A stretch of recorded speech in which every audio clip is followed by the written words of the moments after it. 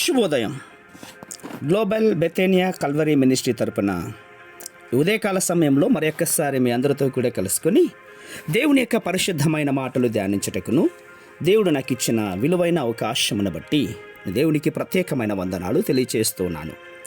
ఈరోజు కూడా పరిశుద్ధమైన వేద గ్రంథములో నుండి మరి యొక్క చక్కటి మాటను చదువుకుందాం. లూకాసు వార్త 4వ అధ్యాయము 13వ వచనం. నేను చదువుతున్నాను, దయచేసి గమనించమని ప్రభు పేరిట మనవి చేస్తూ ఉన్నాను. లూకాసు వార్త 4వ అధ్యాయము 13వ వచనము. అపవాది ప్రతి శోధనను ముగించి కొంతకాలము ఆయనను విడిచిపోయెను. దేవునికి మహిమ కలుగునుగాక. అవును ప్రియులారా, ఈ మాటను శ్రద్ధగా గమనించండి. కొంతకాలము అపవాది ఆయనను విడిచిపోయిందట. జయ జీవితాన్ని ఆశిస్తూ ఉన్నటువంటి క్రైస్తవ యువతి యువకుల్లో ఉండవలసినటువంటి నిరంతర మెలకువ ఈ ఆయుపట్టు లాంటి మాట. ఈ మాట పరిశుద్ధాత్మ అభిషేకం పొందిన తరువాత యేసు ప్రభువారు 40 రోజుల పాటు అరణ్యంలో ఒంటరిగా సంచరిస్తూ ఉపవాసం ఉంటుండగా అపవాది ఎడతెగకుండా ఆయనను శోధించాడు. ఈరోజు యవనస్తులకు ఎన్ని శోధనలు సంభవిస్తున్నాయో ఆ సకల శోధనలన్నిటిలో కూడా యవ్వనుడైనటువంటి యేసుక్రీస్తు వారు కూడా అనుభవించారు. ఈ దారుణ శోధన ఘడియల అంతంలో అపవాది వెళ్ళిపోయాడు. అయితే కొంతకాలం వరకే అన్నటువంటి మాత్రం గుర్తుపెట్టుకోవాలి. అవును, శిష్యుడు బోధకుని కంటే అధికుడు కాడు అని యేసుక్రీస్తు వారు సెలవిచ్చారు. మన రక్షకుడు ప్రభువు అయినటువంటి యేసుక్రీస్తు వారు ఇహలోకంలో సంభవించినటువంటి పరిస్థితులన్నీ కూడా ఆయన వెంబడిస్తూ యువజనానికి ఆయన కూడా సంభవించాయి. ఈరోజు జరుగుతున్నటువంటి సంభవం ఏదందో ఆయన కూడా సంభవించాయి. అయితే ఒక యువ విశ్వాసి తన ఆత్మీయ జీవితంలో తీవ్రంగా శోధింపబడతాడు. ఆ శోధన కాలంలో అతడు తన సొంత శరీరానికి, తనలోని శరీర సంబంధమైన మనస్సుకు, అంధకార శక్తుల సమూహములకు విరోధంగా పోరాడుతాడు. పోరాడుతూనే దేవుని నుండి సహాయం కోసం ఎదురు చూస్తాడు కూడా. ఆయన ఆ విశ్వాసి ఆశించిన సమయంలో అతడు అనుకున్న విధంగా సహాయం దొరకదు.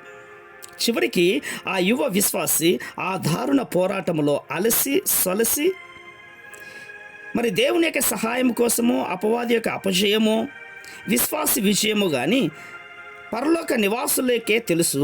హఠాత్తుగా అపవాది మాత్రం ఆ విశ్వాసాన్ని విడిచి వెళ్ళిపోతాడు.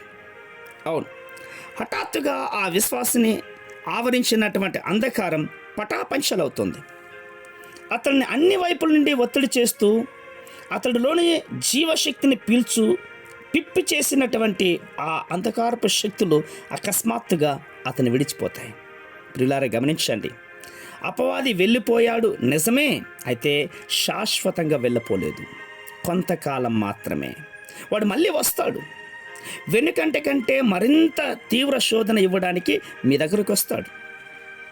ప్రియమైన సహోదర సహోదరీలారా, ఈ సంగతి నీవు ఖచ్చితంగా గ్రహించుకోవాలి. ఈ లోకపు అరణ్య జీవన యాత్రలో నీకు శోధన నుండి శాశ్వతమైన విడుదల ఎన్నటికీ దొరకదు. ఒకవేళ విడుదల నీకు దొరికినా కొంతకాలం కొరకే. మళ్ళీ శోధకుడు వస్తాడు, మరింత తీవ్రంగా నిన్ను శోధిస్తాడు. నీ విరోధి అయినటువంటి అపవాది ఎవరిని మృంగుదునా అనే సింహంలా గర్జిస్తూ తిరుగుతున్నాడు. వాడు ఎప్పుడు ఏ వైపు నుండి ఏ రూపంలో నీ పైకి దూసుకొస్తాడో తెలియదు. నీవు నిరంతరంగా 1000 కళ్ళతో కనిపెడుతూ ఉండాలి.